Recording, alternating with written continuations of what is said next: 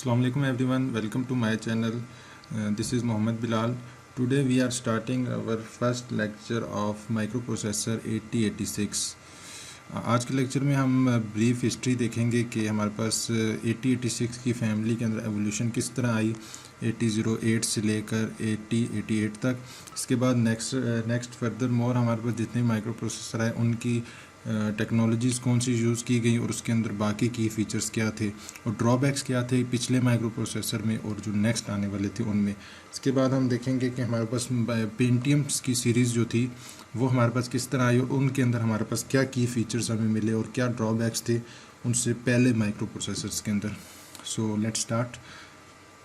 First हमारे पास 8008 micro processor जो कि लॉन्च हुआ था 1972 के अंदर। ये एक फ़र्स्ट माइक्रो प्रोसेसर था जिसके अंदर हमने PMOS टेक्नोलॉजी देखी। PMOS टेक्नोलॉजी यूज़ की गई थी सिर्फ इसी माइक्रो प्रोसेसर में। इसके बाद के जितने माइक्रो प्रोसेसर थे उनमें NMOS और उसके बाद BIMOS और CMOS टेक्नोलॉजी यूज़ की गई थी। बाद इसको यूज़ नहीं किया। और पिन्स अगर देख लें, नंबर ऑफ़ पिन्स हमारे पास जो 8008 के अंदर आती हैं वो 18 पिन्स का माइक्रो प्रोसेसर था। नेक्स्ट हमारे पास 8080, 8085, 8086 एंड 8088 इन सब में हमारे पास 40 पिन्स का माइक्रो प्रोसेसर अवेलेबल। किसी भी माइक्रो प्रोसेसर की स्पीड को जो इंक्रीज़ या डिक्रीज़ करते हैं वो उसके नंबर ऑफ़ ट्रांजिस्टर्स होते हैं। सो नंबर ऑफ़ ट्रांजिस्टर जो हमारे पास थे 8008 के अंदर वो 3000 थे। इसके बाद नेक्स्ट हमारे पास जितने भी माइक्रो प्रोसेसर आते गए उनके अंदर बेसिक जो की फ़ीचर हमें नज़र आता है वो इंक्रीज़ इन ट्रांजिस्टर था। नंबर ऑफ़ ट्रांजिस्टर हमने देखें कि हमेशा हमारे पास इंक्रीज़ होते गए। नेक्स्ट 8080 में 4500 नंबर ऑफ़ ट्रांजिस्टर थे और उसके बाद 8085 में 6500 ट्रांजिस्टर मिले हमें and further more 29000 number of transistor 8086 और 8088 में आए। फ़िज़िकल मेमोरी की बात कर ली जाए तो हमारे पास जो हमारे पास 8008 था उसके अंदर हमारे पास फ़िज़िकल मेमोरी 16K थी। नेक्स्ट हमारे पास 8080 और 8085 बोथ में हमारे पास दोनों में 65K फ़िज़िकल मेमोरी थी। उसके बाद हमारे पास 8086 और 8088 के अंदर 1 मेगाबाइट्स की हमें फ़िज़िकल मेमोरी मिली थी। नंबर ऑफ़ इंस्ट्रक्शन हमारे पास 8008 के अंदर थी 66 और जो हमारे पास अगले नए माइक्रो प्रोसेसर आते गए उनमें नंबर ऑफ़ इंस्ट्रक्शन हमारे पास इंक्रीज़ होती गई। जैसे हम देख रहे हैं यहाँ पर 8008 के अंदर हमारे पास नंबर ऑफ़ इंस्ट्रक्शन जो थी वो 111 है और उसके बाद हमारे पास 113 और फिर हमारे पास 133 80, 86 और 80 के अंदर है। वर्चुअल मेमोरी हमारे पास माइक्रो प्रोसेसर में नहीं आती। माइक्रो प्रोसेसर और माइक्रो कंट्रोलर में की जो डिफरेंस है वो यही है कि हमारे माइक्रो प्रोसेसर के अंदर बिल्ट इन मेमोरी जो है वो नहीं मिलती हमें। हमारे पास जो माइक्रो कंट्रोलर होता है उसमें हमें बिल्ट इन मेमोरी मिलती है और वो सब कुछ हमें एक ही ब्लॉक में मिलता है। उसके बाद इंटरनल और एक्सटर्नल डाटा बस। हमारे पास कोई भी माइक्रो प्रोसेसर है उसके अंदर हमारे पास दो डाटा बसेज होती हैं, एक इंटरनल डाटा बस और एक एक्सटर्नल डाटा बस। एक्सटर्नल डाटा बस यूज़ की जाती है कि कोई भी एक्सटर्नल डाटा हमने माइक्रो प्रोसेसर को अगर आपने देना है तो वो हम थ्रू एक्सटर्नल डाटा बस देंगे और इंटरनल जो भी हमारे पास इंस्ट्रक्शन मूव करती हैं हमारे माइक्रो प्रोसेसर के अंदर वो हमारे पास इंटरनल डाटा बस से मूव करती हैं। अब किसी भी डाटा बस से हमने अगर डाटा उठाना है या किसी भी डाटा बस के अंदर डाटा मूव कराना है तो हमें एड्रेस बस ज़रूरत होती है। हमें एड्रेस बस चाहिए होती है कि उस एड्रेस बस के ऊपर जितना भी डाटा है उस एड्रेस बस के थ्रू हम उस इंटरनल डाटा बस जो कि किसी ब्लॉक के साथ रैम के या फिर हमारे पास हार्ड डिस्क जो भी हमारे पास साथ मेमोरी एलिमेंट को जो उसके साथ लगा होगा उसके एक एड्रेसेस होंगे। सो वो एड्रेस बस जो है वो उस एड्रेस को मूव कराती है through address bus. Address bus जो है वो एड्रेसेस को मूव कराएगी और उस एड्रेस के थ्रू हम अपने उस इंटरनल डाटा बस और एक्सटर्नल डाटा बस के ऊपर अपना डाटा ट्रांसफ़र कर सकते हैं। सो हमारे पास जो डाटा बसेस थी इंटरनल और एक्सटर्नल 8008, 8080 और 8085 के अंदर तीनों के अंदर इंटरनल एक्सटर्नल डाटा बसेस हमारे पास 8 बिट की थी। बाकी 8086 और 8088 के अंदर हमारे पास 16 बिट की एक्सटर्नल और इंटरनल डाटा बस थी। यहाँ पर एक डिफरेंस है कि एक्सटर्नल डाटा बस जो थी 8088 की वो कम करके 8 बिट कर दी गई थी, लेकिन एक्सटर्नल डाटा बस इसकी जो थी वो हमारे पास इंटरनल डाटा बस जो थी वो हमारे पास 16 बिट की ही थी।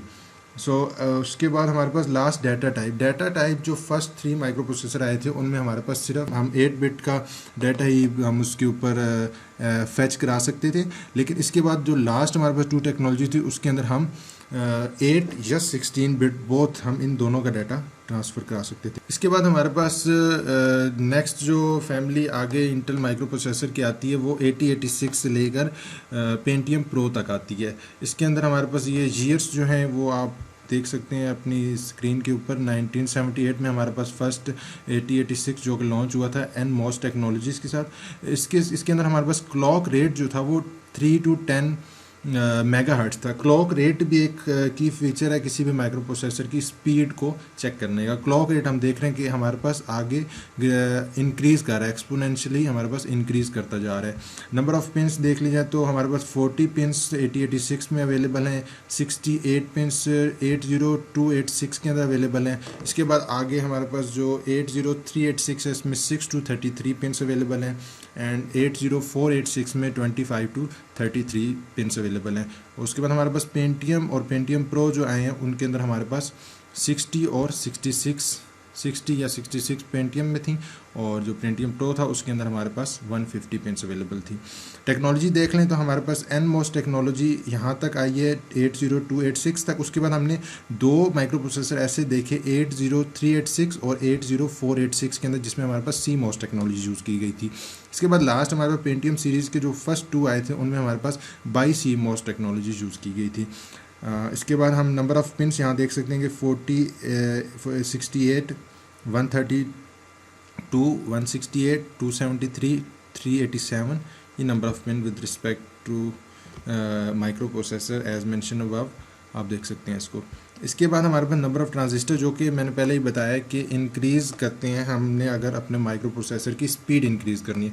सो मेन फोकस तो यही था शुरू से एंड तक माइक्रो प्रोसेसर की जो जितनी भी फैमिलीज़ में अपने पास माइक्रो प्रोसेसर की जितनी भी फैमिलीज़ आ रही हैं उनके अंदर के उनके नंबर ऑफ़ ट्रांजिस्टर्स जो थे वो इंक्रीज़ हो रहे थे।